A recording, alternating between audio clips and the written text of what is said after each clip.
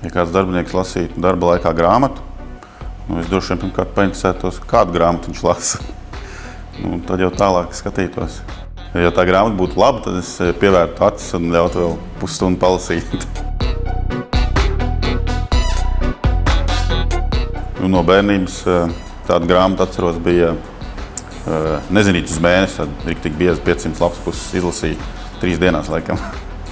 Par to, kā Nezinīts devās ceļojumā uz mēnesi.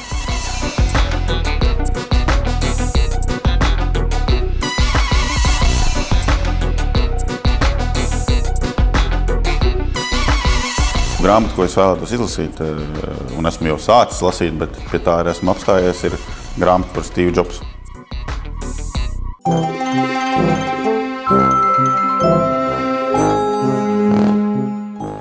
Grāmatas lasu, tas ir varbūt gadā viena pēdējā laikā. Tā sanāk vienkārši no laika.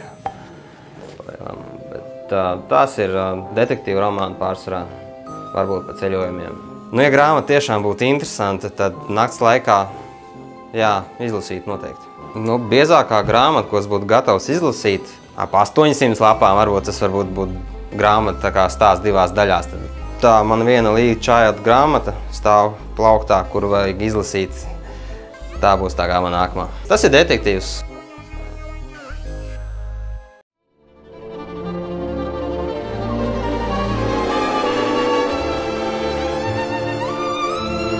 Noteikti savām gleznām es iespaidojos no izlasītā. Varētu pat būt tā, ka literatūra ir vislielākais iedvesmas avots no citu radītā, teiksim tā. Principā pārsvarā tā ir filosofija, socioloģija.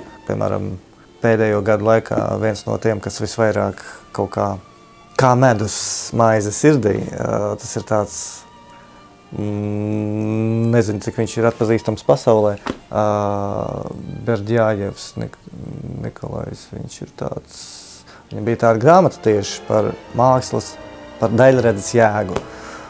Katram, kurš nodarbojas ar daļredi, ļoti silti iesaku šo grāmatu izlasīt.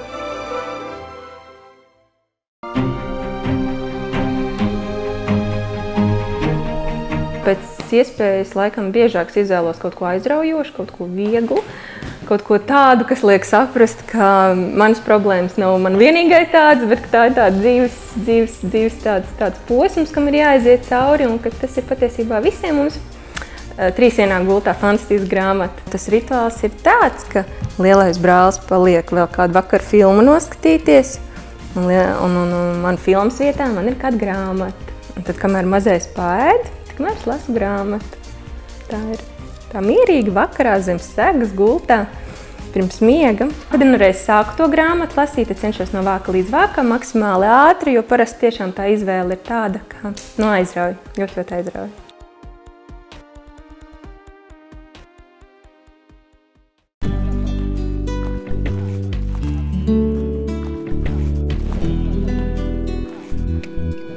Principā ir tā, ka es bērnībā biju ļoti liels grāmatu fans. Es dzīvoju laukos, un tur bija daudz brīva laika, un vecāmai bija liels grāmatplaukts, kurus arī visas tās grāmatas izlasīja.